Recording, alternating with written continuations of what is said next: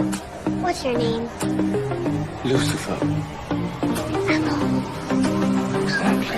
I am a devil of